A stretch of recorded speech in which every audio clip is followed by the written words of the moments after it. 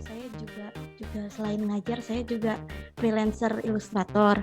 Nah, saya dari dulu itu memang punya cita-cita pengen bikin buku cerita anak seperti itu, jadi ilustrator sama jadi autornya juga. Jadi mungkin dengan ikutnya magang ini saya bisa belajar banyak dan bisa diterapkan juga. Seperti itu. Oke, ada hal-hal yang ingin ditanyakan ke Pak Evi, boleh? Silakan Jihan. Ya, karena saya juga masih awam tentang penerbitan dan ini, saya sebenarnya mau nanyanya itu, kan memang banyak ya, kalau di itu saya melihat banyak orang yang sudah mengirimkan banyak naskah, mengirimkan banyak itu, tetapi sepertinya agak susah ya untuk diterima di penerbitan itu. Mungkin apakah ada yang seperti kualifikasinya untuk bisa diterima penerbit atau seperti itu, mungkin bisa sedikit dijelaskan. Terima kasih. Baik. Silakan Pak Evi mau langsung ya Pak ya, silakan. Boleh. Jadi ya itu cerita yang berkembang di luar memang seperti itu. Banyak para penulis sebagian agak kecewa datang ke satu penerbit, naskahnya ditolak atau tidak diterbitkan, atau malah sudah berbulan-bulan, mungkin bertahun-tahun nggak diterbitkan juga gitu. Sebenarnya itu banyak persoalan, cuma penerbit nggak mau dengan terbuka saja untuk menyampaikan. Biasanya begini, Dek Jihan, kalau kami di Al-Mawardi, pertama sekali tentu kita sesuai dengan produk atau terbitan buku kita ya. Seperti di Al-Mawardi menerbitkan buku agama Islam, buku pendidikan umum, dan buku anak. Di luar itu kita tidak. Ya, mungkin para penulis yang datang itu tidak tahu dia datang ke penerbit mana gitu ya. Kalau dia bawa buku tentang tema-tema buku perguruan tinggi mungkin tidak pas di Al-Mawardi seperti itu. Atau buku-buku kedokteran mungkin tidak pas di Al-Mawardi. Nah, seharusnya penulis itu harus paham, dia mau datang ke penerbit ini, dia sudah tahu bahwa penerbit ini memang menerbitkan buku sesuai dengan apa yang akan diterbitkan. Itu yang pertama. Yang kedua, karena ini adalah dunia industri, ini dunia bisnis, bagi kami di dunia penerbitan, seorang penulis itu juga adalah seorang marketer. Marketing utama itu penulis. Jadi kalau saya, setiap ada naskah yang datang dibawa oleh penulis, pertama sekali yang saya tanya, siapa yang akan baca buku ini? Siapa yang akan membeli buku ini? Nah, kalau penulisnya nggak bisa menjawab, berarti dia nggak tahu apa isi buku itu. Gitu. Karena marketing utama itu adalah penulis. Gitu ya. Nah, setelah itu nanti baru kita berdiskusi lebih lanjut bagaimana supaya naskah ini bisa diterima dengan sesuai dengan sasaran pembaca kita. Nah, disitulah fungsinya penerbit untuk menselaraskan begitu, gitu ya. Nah, kadang-kadang banyak dari penulis-penulis kita ini karena yang ada di pikiran mereka itu hanya idealismenya, tapi dari sisi marketingnya mereka tidak pikirkan gitu. Nah, dengan bahasa lain, terutama sekali untuk buku-buku yang ilmiah ya, itu buku-buku berat, makanya sebagian besar buku-buku itu sangat sedikit diterbitkan atau dicetak oleh penerbit-penerbit, hanya untuk kebutuhan-kebutuhan tertentu saja.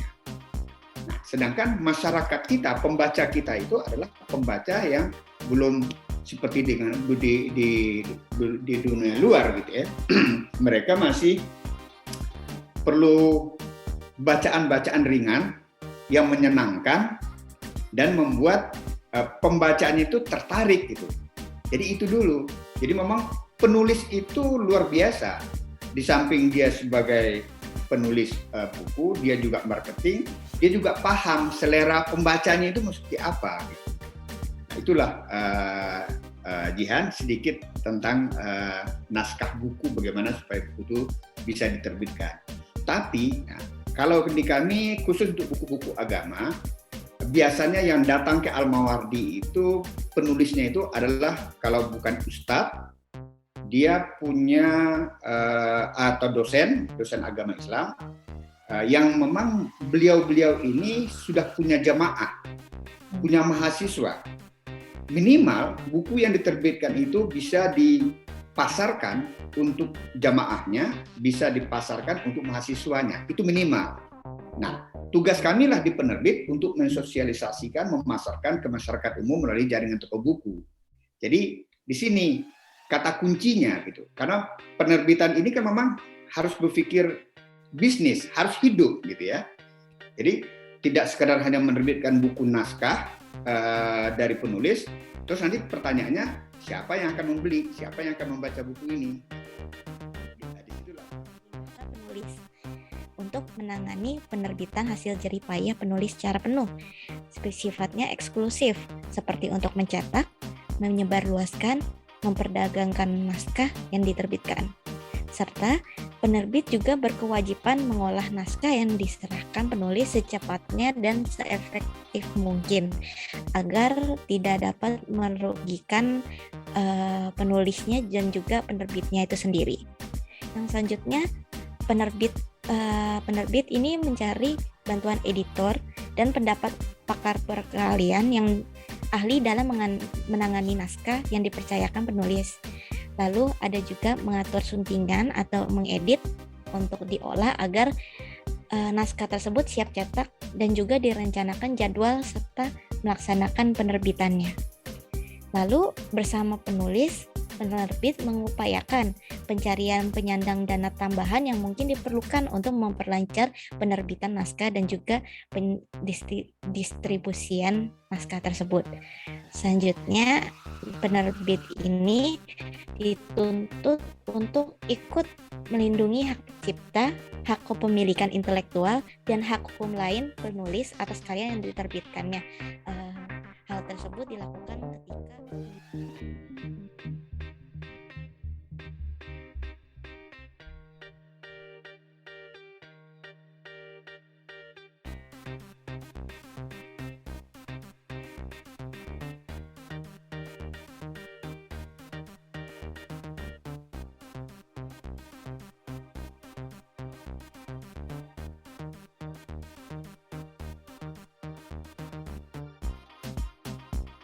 petani menanam padi, nelayan menangkap ikan, dokter menolong yang sakit, kalau koki itu memasak, polisi siap bekerja, wiu guru mengajar di kelas, semua pekerjaan selalu menyenangkan.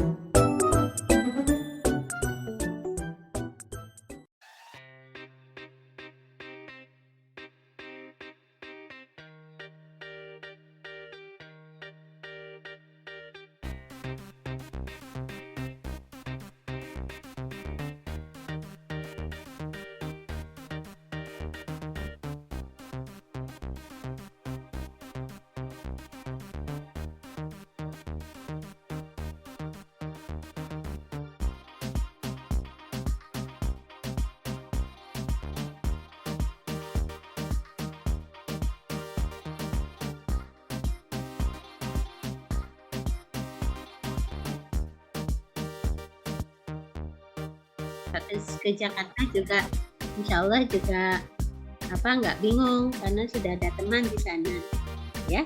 Oke, kita saling kenal semuanya. Nah ini sebetulnya asiknya program MBKM di sini ya, yang biasanya kita berkutik di Surabaya, sekarang kita harus mengenal orang Jakarta ya Mbak Zen. Iya, Ya, Ibu. kita jadinya kenal dengan orang Jakarta itu ya. Baik, pada mata kuliah ini Bu Gusma akan mengenalkan kalian mengenai